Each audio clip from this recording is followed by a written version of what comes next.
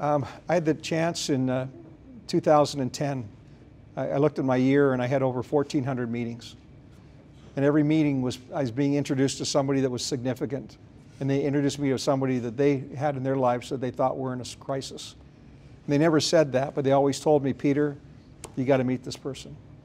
And I'd meet people that I was told could be committing suicide tonight.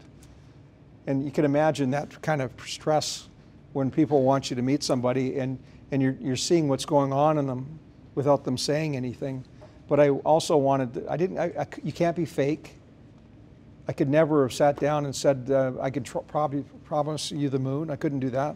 But I always said, what's really going on? Who are you? And what can I do to help you? And people would always start, and they start about business. Oh, this business I created.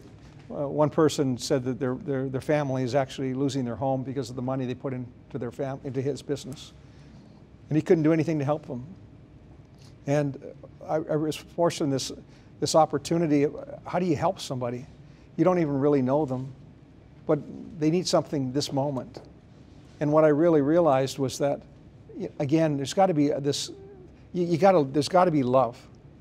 And what I realized, if I can create an opportunity where somebody can speak to somebody they're dreaming about, not only can I create an opportunity for you to have a conversation about who you really are and why this person should be in your life, but I also realized that at that moment, I wasn't the one telling them that they were stupid and dumb and their business wasn't going to work.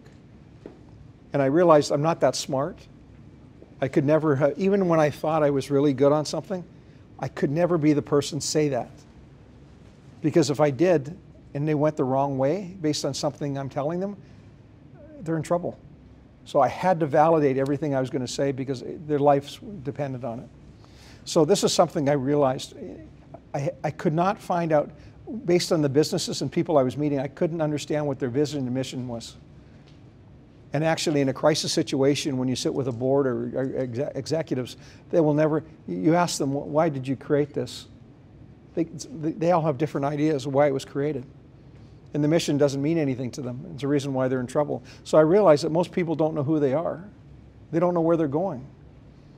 And I could never, again, when I think back in regards to who are these people, I could never even say who they are or what they're doing to be able to even introduce them to anybody. And I found out that perception is the #1 issue we all deal with every day. I'm telling you, if there's one thing you came out of this day with, if you put perception as the #1 thing on your agenda, and every time you meet somebody who says, can I ask you a question? What's your perception of me? And they're going to say, what are you talking about? We're friends. Really? Can I share my perception of you? I love you. I think you're amazing. I just want you to know that. Because I may not be there the next minute. There's a couple of things, and I kind of describe instant change. There's a thing called quarters. And I was speaking at a business school, and they asked me to look at a social psychology thing that was going on. And they had kids aged 5 to 11 years old. And all they did ask the kids to do was draw a picture of 25 cents. And when the kids were done, some kids drew it the size of an orange.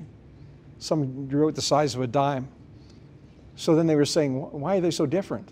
Well, the kids that were poor, it was very significant. And the kids who came from rich, it didn't mean anything. So 25 cents, it wasn't 25 cents to a child. So if you ask somebody, if you say that you've got a marketing company, what does that mean? What's your perception of what does that mean? We're not even on the same plate. So even when you think people understand who you are, they don't. That's why the first thing you've got to ask is perception. Do you understand why I'm here? Do you understand what I do? Because I'll tell you why I'm here and why I was asked to be here, right? It's very different. When I heard about, at the age 5 or 6, you can tell if a child's ever going to get out of high school because of the number of words that these kids know. The kids from the inner city hear different words. They also hear words like fatty, hey dummy, hey stupid. That changed me. A friend of mine, head of Department of Sections for Texas, told me that they go into schools when the kids are 11 years old. He said, we do that because we want to find out who the kids are, the bad kids.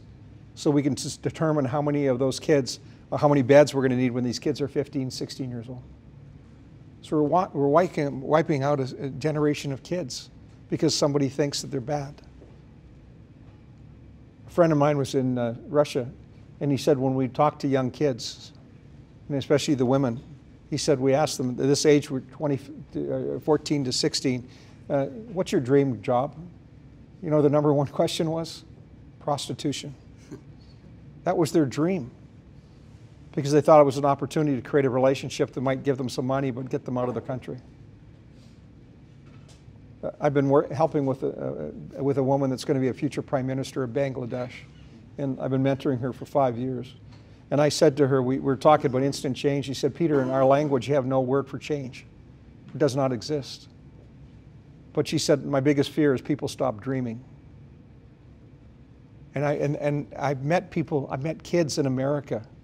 When I asked them, if you woke up tomorrow with $10 million in your bank account, it was just given to you, whatever you could do, what would you do? They couldn't even start thinking about what that would mean. Some of them don't even have dreams of where they want to be 5 years from now. This is in America. People tell me there's people in the world that dream about being homeless in America. That's their dream. You know, yet people here don't even think about it.